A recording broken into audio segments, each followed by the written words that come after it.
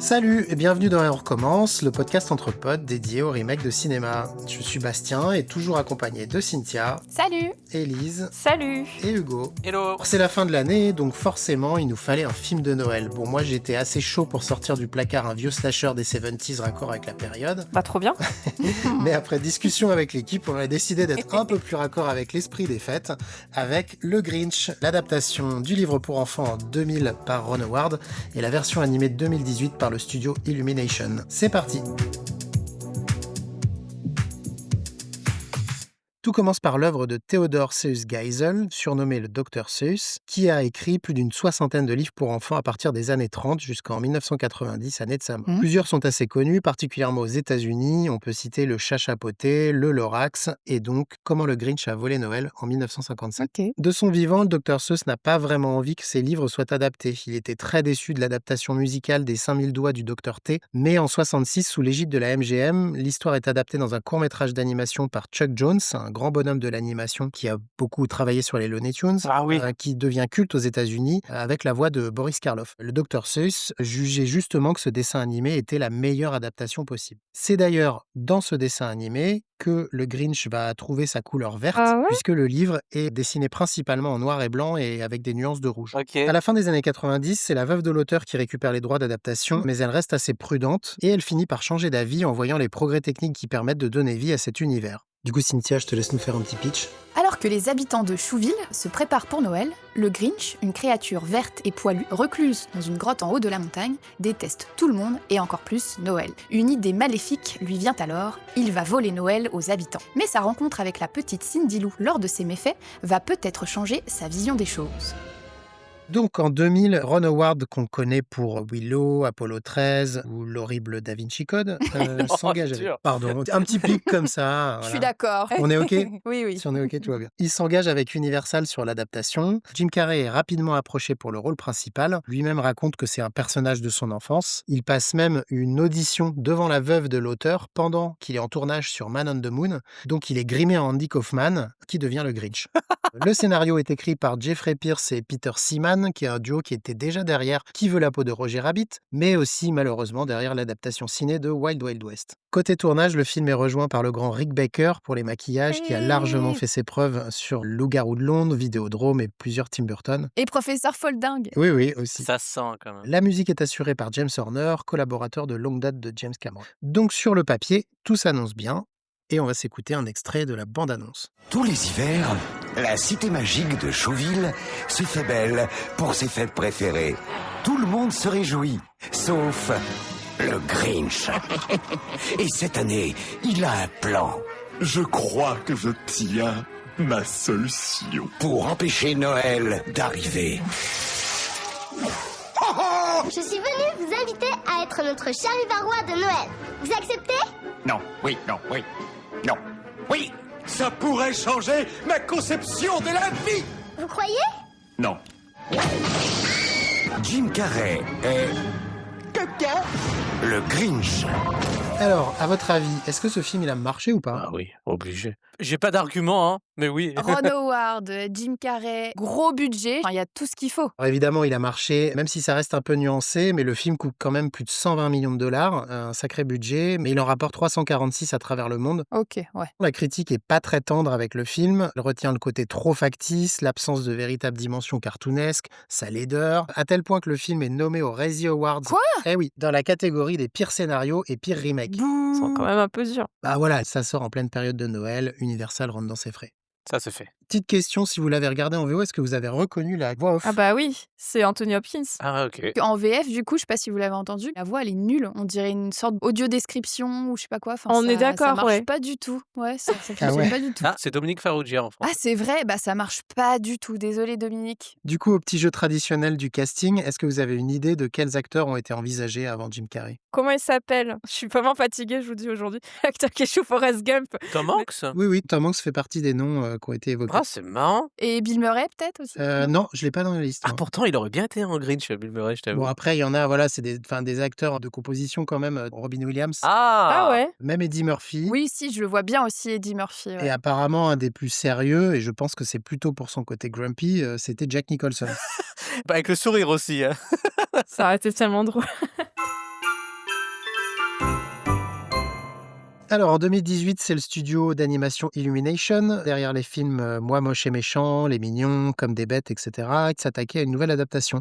Ils avaient déjà adapté une histoire du Dr Seuss avec le Lorax en Ah 2012. oui, c'est Au vrai. poste de réalisateur, c'est Scott Mosier, qui a plutôt officié en tant que producteur à Hollywood, notamment avec son pote Kevin Smith, et Yarrow Cheney, qui était co-réalisateur de Comme des bêtes. Ils réussissent à embaucher Danny Elfman, qu'on ne présente plus, pour s'occuper de la musique, Ça, c'est bien. et même collaborer avec le rappeur américain Tyler, the Creator, pour faire une reprise du titre emblématique You're the Mean One, Mr. Grinch. You're mean one.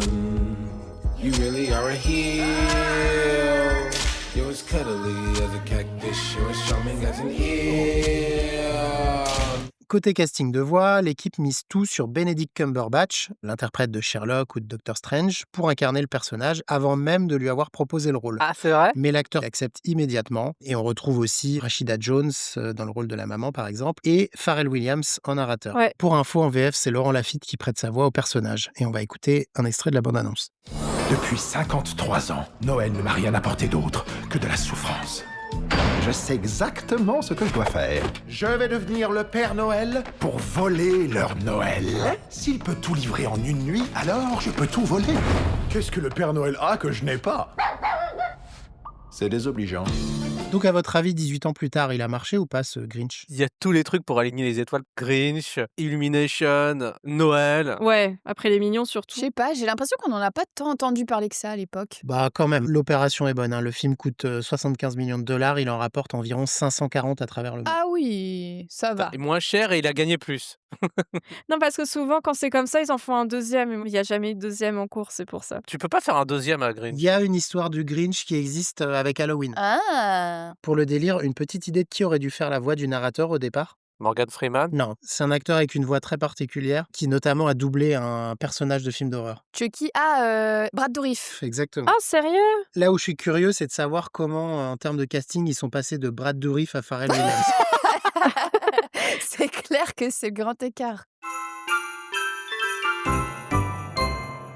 En 2000, le cinéma d'animation, il est encore majoritairement cantonné à la 2D. Disney, il sort Cusco à cette époque. Toy Story, c'est quand? Toy Story 2 est sorti un an avant, en 99. Mais à cette époque, l'animation 3D, justement, c'est Pixar, en fait, qui est vraiment présent, qui défriche le terrain. Ok. En tout cas, comme il existait déjà la version animée de 1966, il n'y avait pas vraiment d'intérêt de refaire un cartoon en 2D.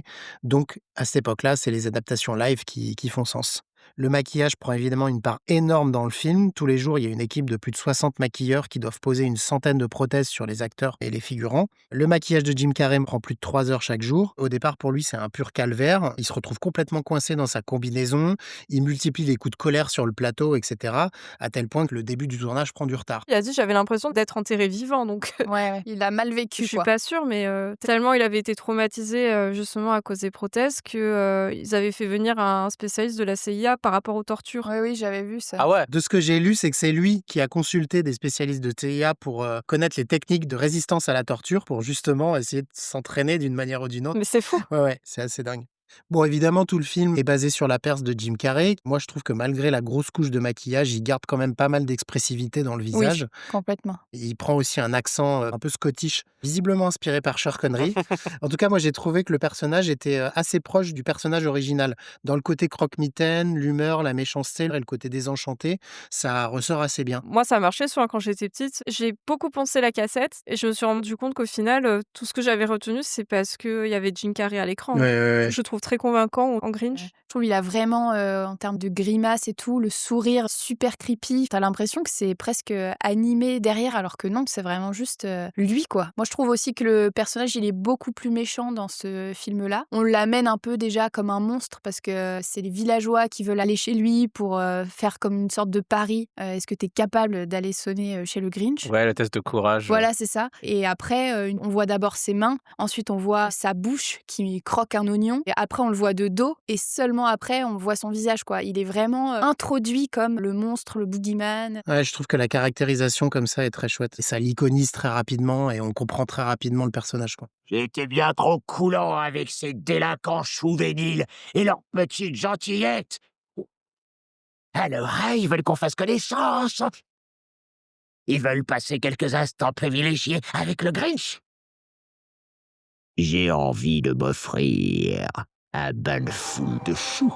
Et puis, au tout début, quand il se rend, du coup, au village de Wouville, parce que justement, il a envie d'aller embêter les gens un peu, il offre une scie à des enfants, après un peu plus tard, il balance des déchets toxiques sur la ville. Enfin, voilà, il mange du verre. Il est quand même assez, Ouais, le verre, ça m'avait marqué. ouais, ouais.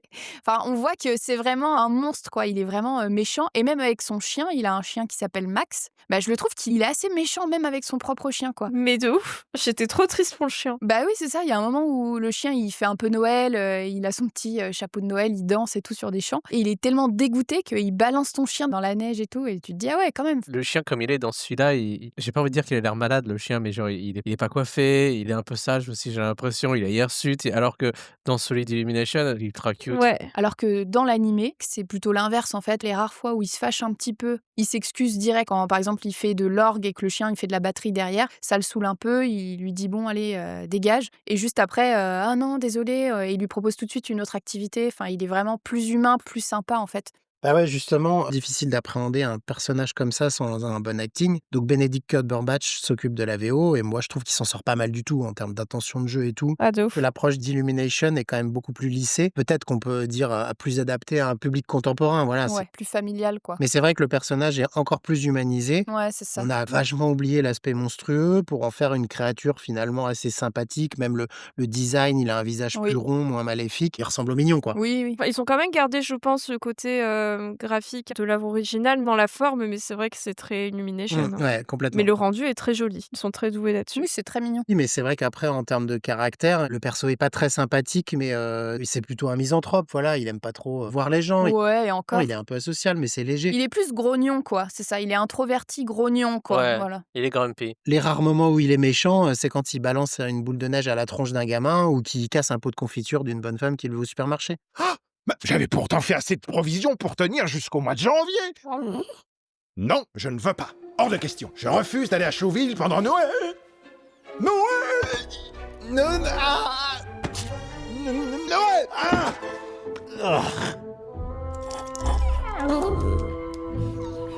D'accord. Je vais exécrer chaque seconde passée là-bas.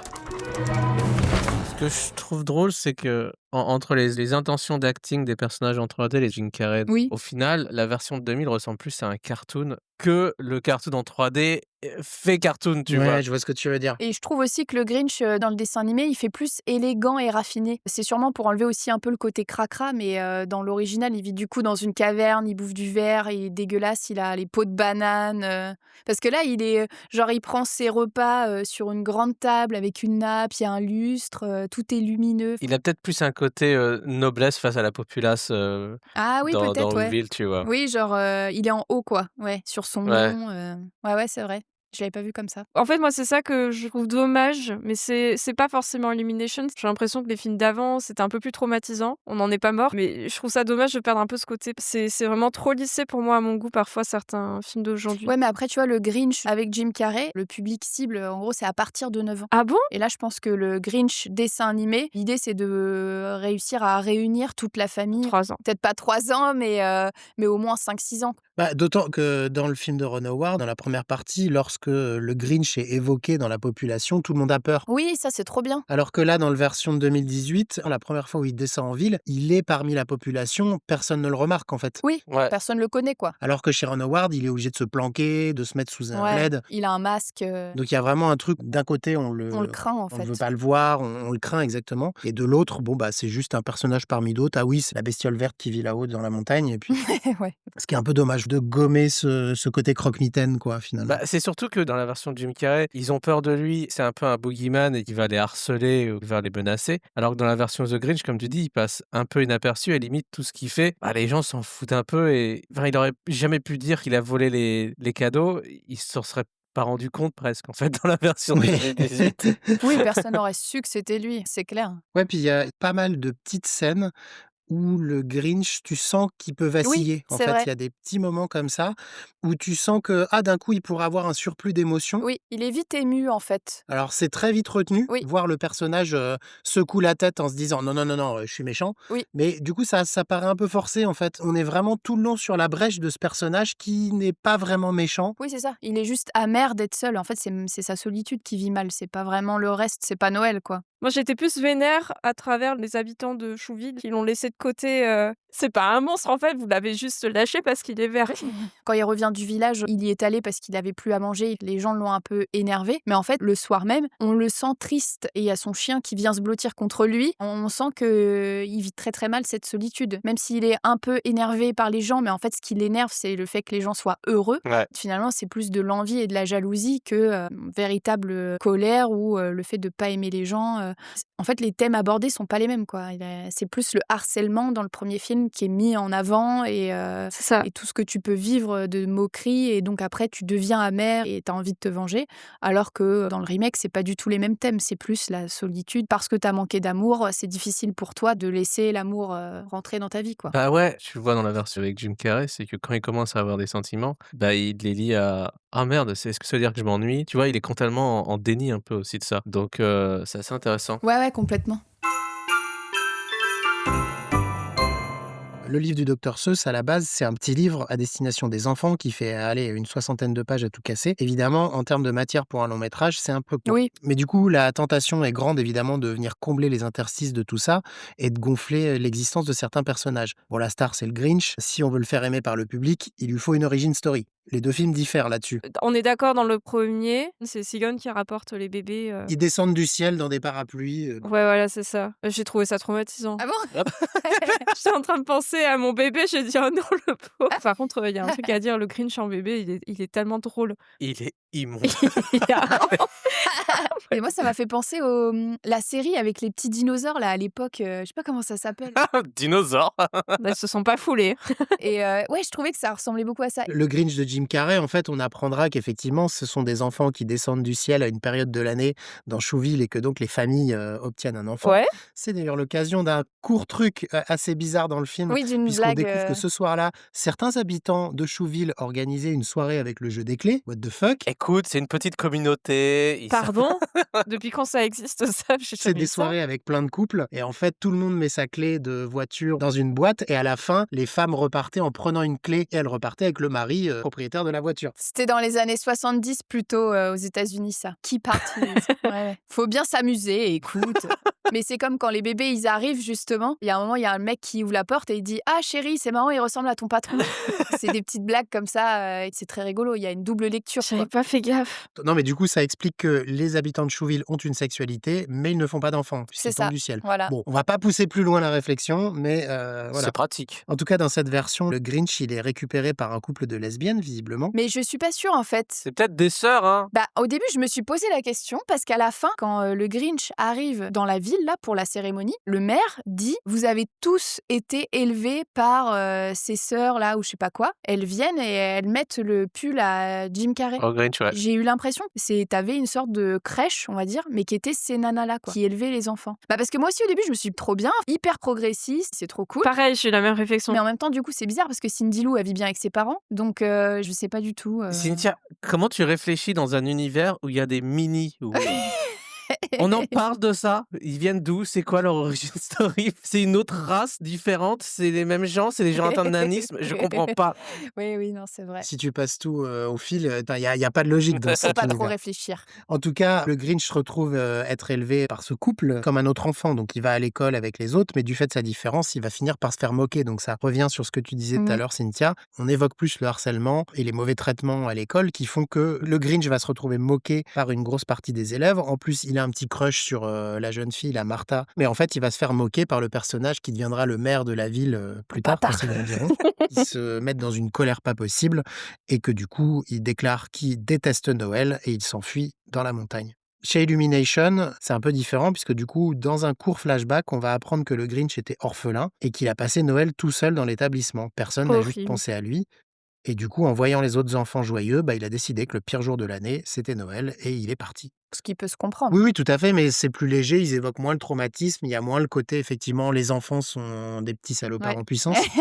Ah ouais, mais moi je me souviens quand j'étais petite, je passais ce passage parce que je me souviens, je le supportais pas tellement ça me faisait de la peine, hein. Mais oui. Et du coup, le Grinch dans l'original, c'est aussi pour ça qu'il fuit le village. Parce que les habitants, c'est que des gens qui le détestent et qui le détestent. Ouais. Alors que dans le remake, c'est juste qu'il est seul et qu'il a peur de se retrouver face au bonheur des autres. Mais au final, en les rencontrant et en mettant fin à sa solitude, tout est réglé. Donc oui, là-dessus, c'est vrai vrai que l'intrigue, elle est quand même plus simple que dans l'original.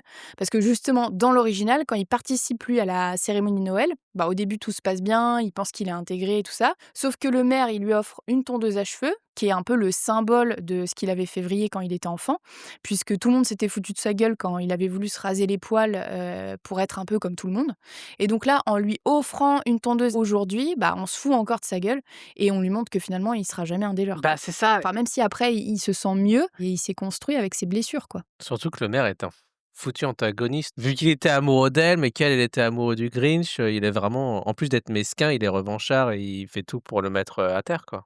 En plus, c'est un antagonisme dans ce film-là, alors qu'il n'y en a pas du tout chez Illumination. Oui, et c'est bien ça. Et le maire est bien plus monstrueux que le Grinch, quoi. Un autre gros changement dans l'histoire, c'est aussi la place qui est accordée à la petite Cindy Lou. Dans le livre, elle se réveille au moment où le Grinch cambriole les maisons et elle le surprend. Dans les 2 longs métrages, son personnage devient complètement central et prend quasiment la moitié du film. Chez Ron Howard, la petite est jouée par une actrice qui s'appelle Taylor Momsen, qui plus tard aura une petite carrière d'actrice avec un passage dans Gossip Girl et qui aujourd'hui est chanteuse du groupe de rock de Pretty Reckless. D'ailleurs, pour la petite anecdote, il vient d'y avoir une réunion entre Jim Carrey et Taylor Momsen il n'y a pas longtemps pour l'intronisation au Rock'n'Roll Hall of Fame de Soundgarden. Oh, J'ai vu. C'est amusant parce que les 2 films prétextent dès le début le besoin du Grinch de se rendre à Chouville et du coup de croiser la route de Cindy Lou. Mais après, ça va pas mal changer parce que chez Ron Howard, la petite fille va se retrouver à mener une sorte d'enquête journalistique pour essayer de comprendre qui est le Grinch, d'où il vient, etc. Alors que chez Illumination, la petite Cindy Lou, elle vit un peu son intrigue à part. Elle s'en fout, ouais. Ils se sont croisés, mais en fait, c'est tout. Et en fait, il y a qu'à la fin du film où ils vont se réunir. En tout cas, les thématiques vont se réunir. Ça, j'ai trouvé ça trop dommage, perso. Ce qui est cool dans l'original, c'est qu'ils sont liés l'un et l'autre. Le film, c'est l'histoire du Grinch et de Cindy Lou, et ils s'apportent tous les deux quelque chose. Elle est vraiment intéressée par le Grinch. À la fin, ce qu'elle veut, c'est que le Grinch fasse partie du village. Elle veut le réintégrer. En fait, elle veut guérir les blessures du Grinch. Du coup, ils ont vraiment une relation spéciale. C'est trop mignon. Monsieur Grinch, je suis venue vous inviter officiellement à être notre charivarois de Noël. Votre chou qui choue quoi? Le charivarois de Noël. Elle est bonne. Je sais que vous détestez Noël, mais si ce n'était qu'un malentendu, Mais ta gueule! entre nous, je ne comprends pas trop cette excitation de Noël.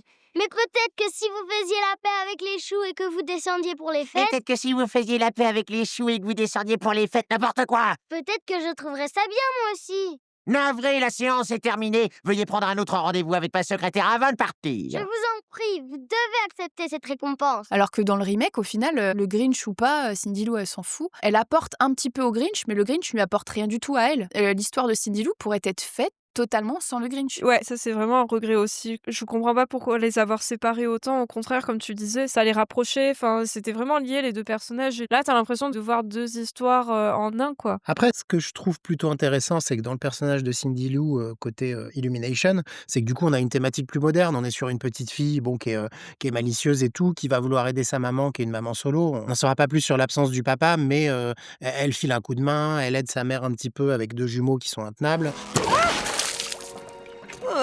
Est-ce que ça va, maman? Oh oui, je vais mieux que jamais. Je t'ai fait des œufs, viens manger. Je peux pas, j'ai une lettre urgente à poster, mais tu verras, j'ai fait les lits et j'ai rangé les jouets des jumeaux. Merci ma chérie, mais je t'assure, t'as pas à faire tout ça. Ça m'embête pas. Puis son souhait, c'est donc d'écrire une lettre au Père Noël pour qu'il ne lui apporte pas des cadeaux, mais pour qu'il apporte de l'aide à sa maman. Oh, tellement mimes. Donc ça, c'est Ouais. plutôt moderne, etc. C'est très bien, mais je suis d'accord, ça dévie complètement de la trajectoire du Grinch. Ça sépare les personnages et du coup, il manque un petit truc. Alors après, le côté Ron Howard, Cindy Lou devient une petite fille assez naïve. Le personnage en soi est pas hyper intéressant du coup. Oui. Mais au moins, ça a le Ouais. mérite de faire progresser l'histoire. Et puis en plus, je trouve qu'il apporte un aspect assez anti-ultra-capitaliste, quoi. Mais oui, oui, oui. Dans la version de Ron Howard, le film commence dans un supermarché où tout le monde s'écrase, Ouais. ils se tapent, ils achètent à outrance. Et t'es là, ah putain, je me souvenais plus de ça quand même. Ouais, maintenant tu regardes avec des yeux d'adulte. T'as la pauvre qui se dit, putain, c'est ça Noël, c'est juste de la surconsommation. Et tu sens que du coup, elle va chercher un autre aspect à Noël. Elle retrouve en fait dans le Grinch qu'elle voit plus comme un mec qui est un peu contre cette idée d'un Noël ultra consommateur. Ils se ressemblent, c'est pour ça, je pense aussi qu'elle veut enquêter sur le Grinch. C'est parce que c'est la seule personne qui veut pas faire Noël. Ouais. Et comme elle en a ras-le-bol aussi de ce truc too much, elle se dit, ah bah finalement, je ressemble au Grinch. Alors qu'effectivement, dans le remake, rien à voir. d'accord, en fait, c'est pas vraiment qu'elle veut pas de cadeaux ou quoi, c'est juste qu'elle se dit, il y a un truc magique dans l'année et il faut que ce soit ça. Mais au final, j'ai pas senti une critique de la surconsommation de Noël. Bah non. Même s'il y a quand même un petit truc au début, genre le flyer qui dit 3 fois de plus que d'habitude ou je sais pas Ouais, quoi. t'as le côté à outrance qu'ils ont. Il y a un côté cohésion et quand ils réalisent qu'ils se sont fait voler leurs cadeaux, bah, ils se mettent tous à chanter comme quoi c'est pas important. Oui. Alors que dans la version avec Jim Carrey, ils ont quand même une réaction en fait. Ils sont déçus. Ils sont vénères, ouais. Mais il faut qu'il y ait la famille de Cindy Lou qui leur dise c'est pas le plus important. Il y a ça et il y a aussi un truc. Je trouve que la DA du film de Demi se rapproche quand même beaucoup d'un film de Tim Burton qui est souvent satirique de la société américaine. Tu le vois encore plus avec à outrance, avec le set dressing où t'as des tourniquets partout, t'as des personnages qui gigotent partout, t'as cette outrance de casting. T'as vraiment ce côté un peu grand cirque en fait dans la ville de Whoville, Et puis la mère aussi, on n'en a pas parlé, mais qui est toujours en compétition. non, parce qu'elle veut la plus belle décoration de la ville. Ouais. Il faut toujours que ce soit plus, plus, plus. Elle va récupérer la lumière de son frigo. Après, d'un feu tricolore, il va y avoir un accident de voiture. On est dans le too much et il faut toujours que ce soit plus. Et c'est décrié, quoi. Après, on n'est peut-être pas dans une satire du capitalisme, mais plus de la société de surconsommation qui en fait dénature le sens même des fêtes. J'ai peut-être un truc à raconter. Ça concerne le film de 2018. Par rapport au décor, l'équipe a vraiment fait un travail assez poussé dessus. Ils ont vraiment travaillé tous les décors comme un plan de carte postale. Ah C'est vraiment fourni, c'est vivant derrière. Moi, je trouve que ça rajoute vraiment une patte au dessin animé. Enfin, ce côté un peu chaleureux. Vraiment, ils ont fait un travail formidable dessus. La version originale aussi, je la trouve vraiment très bien travaillée. Mais du coup, c'est vrai que c'est pas trop comparable avec de la 3D. Mais en termes de props, ils ont aussi fait un travail de fou. Mais ça se ressent que c'est vraiment du papier mâché parfois. Carton-pâte, quoi. Ah oui, Ouais. c'est Ce artificiel. côté un peu fait main, artisanal qu'on retrouve plus malheureusement maintenant et je trouve ça vraiment dommage. Bah, c'est charmant, mais c'est très laid Oui, aussi oui. quand même. Je comprends les critiques, tu vois, parce que c'est vrai que les couleurs, elles sont quand même très criardes. Ah, elles font mal les couleurs. Tout fait très artificiel. Et en plus, il y a vraiment un truc sur l'image, mais ça, je crois que c'est vraiment très années 2000. On a l'impression que les caméras, elles sont un peu sales. Ouais, grave. Oui. Il y a presque un grain un peu cradingue. Et après, les costumes, je trouve qu'ils sont hyper travaillés. Et dès que tu mets un peu pause et que tu regardes, que ce soit les coiffures aussi, les chapeaux, il y a toujours des trucs un peu fous. Les prothèses de nez. Ouais, voilà, tout est super travaillé. Et ce qui m'a fait rire, il y a un policier, son costume, il est plein de donuts. Si tu regardes comme ça, chaque personnage, c'est des petits détails et tout est travaillé. Et je pense qu'ils ont vraiment fait un super boulot. Avant de continuer, je voudrais vous proposer un petit jeu. Let's go, let's go, let's go. Le principe, c'est juste que j'ai fait des pitchs de films de Noël, Ouais. mais à la façon, pas d'un blockbuster, mais en tout cas à la façon d'un gros film. Vas-y. Je vais commencer par un qui est pas compliqué. Séparés par les tumultes de la vie, deux sœurs se font un nouveau face. Mais le ressentiment et les pouvoirs cachés ne vont pas refroidir que les ambitions. La Reine des Neiges. Oh la vache. Oui, bravo. Yes. Elle est chaude, cette tire. Vas-y, envoie, j'y vais. Il avait du fric à ne plus savoir qu'en faire, et la chaleur d'une porte de prison. Et pourtant, il suffira d'une nuit et quelques rencontres étonnantes pour qu'il devienne un homme nouveau. Oh là là. Batman. Hein non. Ah bah, tu nous as perdu. Ça reste attends. du film sur la thématique de Noël. Ebenezer Scrooge Ah, mais oui. Ah, mais j'ai c'est pas ça. Le drôle de Noël de Monsieur Scrooge. Avec Jim Carrey, du coup Avec Jim Carrey, exactement. Ouais. Bon, après, il y a plusieurs versions, hein, mais bon. Il en avait marre de répéter toujours la même fête. Alors il a décidé de s'en occuper lui-même. Mais quand il capture le Père Noël pour prendre sa place, C'est les ennuis commencent. L'étrange Noël de Monsieur Jack. Oui, exactement. Bravo, Ellie. Un point partout. Quand les ténèbres se lèvent, des guerriers mythiques recrutent un jeune débutant et l'embarquent dans une aventure pleine de magie et de baston Les 5 légendes. pour sauver les espoirs. Exactement. Ah la voilà. vache, je l'ai pas vu les 5 légendes. Ah, il est pas mal. D'habitude, papa bricole, mais en cette fin d'année, papa a grossi et se laisse pousser une grande Mais oui, barbe comment ça blanche. s'appelle là Santa Putain. Claus. Santa Claus. J'avais pas le titre anglais, mais Super Noël. Ah, j'ai adoré ce film. Cynthia, t'as le point. Allez, un point chacun, Hugo. Votre enfant est un sale gosse? Ok, mais vous voulez quand même être le meilleur papa, donc on vous conseille de lui trouver le bon jouet pour Noël. Ah, la course aux jouets. Jingle All the Way. Exactement. Ah putain. Je l'ai pas vu. Je l'ai dit en anglais, mais ouais, c'est... Il ne croyait plus au Père Noël, mais il s'apprête à vivre le plus grand voyage SNCF de sa vie, direction les Si, je rêves sais, d'enfant. c'est Pôle Express. Oui, c'est ça. Bravo. Le plus grand voyage SNCF. Une peluche pour Noël? Trop mignon. Vivante? Encore mieux. Gremlins. Mais surtout, ne la nourrissez pas après minuit. Oui, C'est un Gremlins. Gremlins, là. Allez, et un dernier, je pense que c'est le meilleur, le plus beau. Il a perdu son papa, mais quand on est une rockstar, pas question de ressusciter comme tout le monde l'attend. Attention aux boules de neige. Jack Frost. Oui, Jack Frost. Alors ça, je sais pas si vous l'avez vu, mais c'est un chef-d'œuvre. Ah, je l'ai pas vu. Non, pas vu. C'est pas grave. Ah bon Ok. Non, mais c'est un nanar avec Michael Keaton qui joue un papa qui est une rockstar. Il doit voir son gosse et à l'approche des fêtes, il a un accident de voiture, il décède. Un an plus tard, il revient sous les traits d'un bonhomme de neige. Et là, c'est la catastrophe. Ah non, ça m'a donné envie. Eh ben, écoute, Cynthia, avec un point de plus, c'est toi qui gagne le petit quiz. Ouais. Oh la bosse. Merci, Waouh. merci. Non mais là j'ai joué ma vie donc. Oui, on a senti.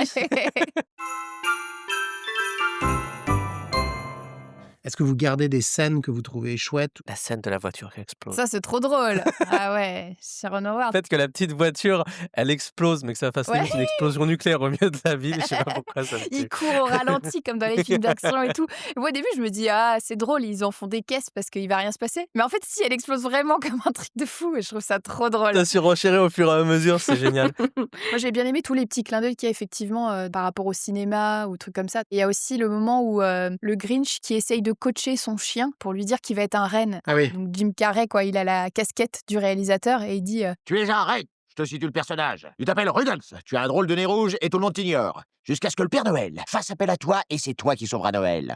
Non, ça va pas. On improvise, tu te la joues, relax, Max, cool Raoul.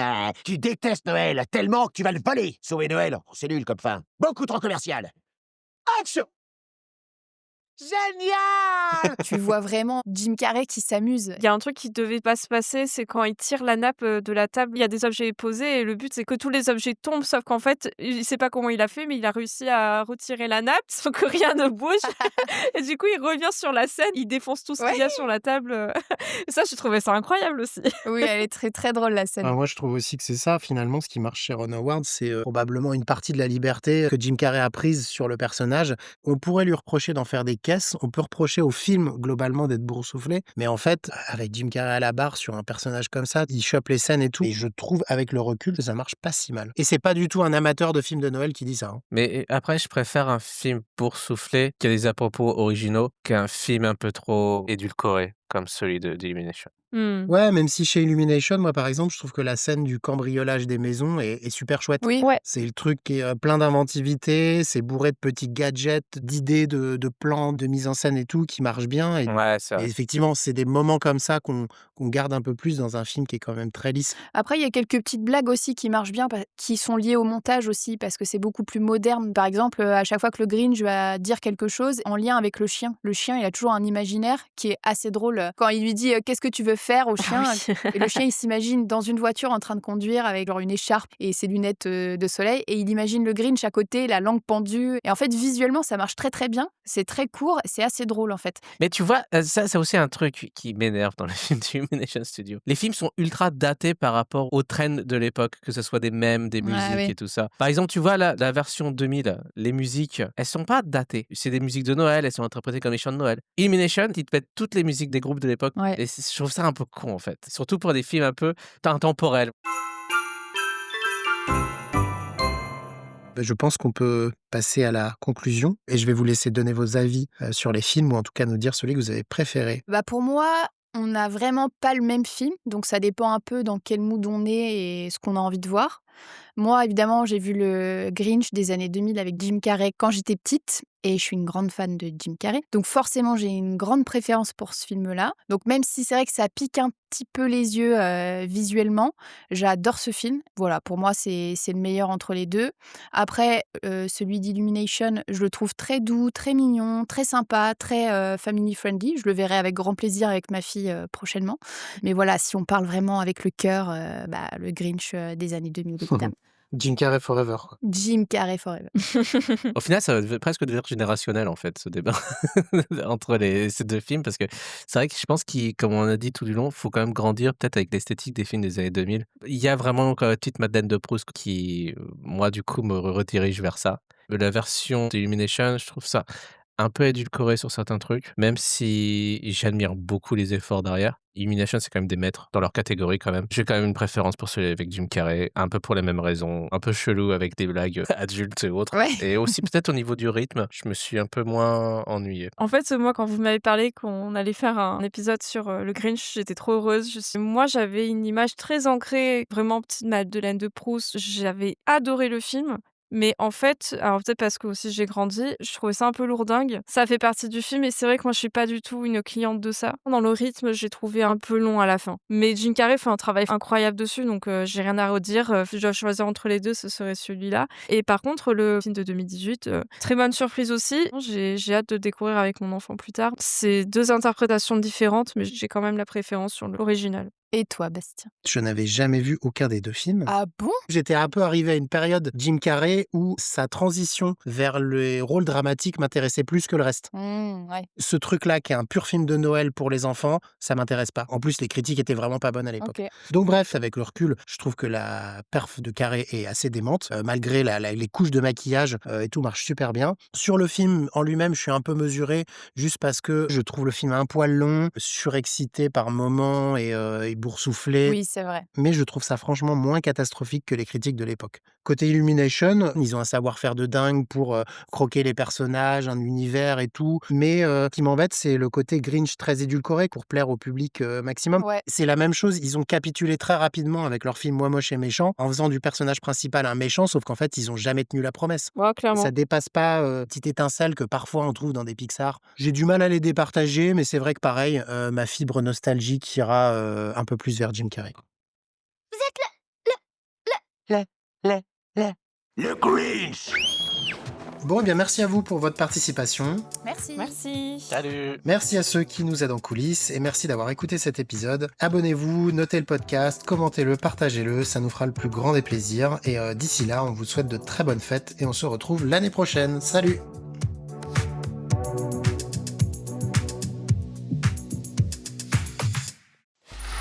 Free audio post-production by alphonic.com.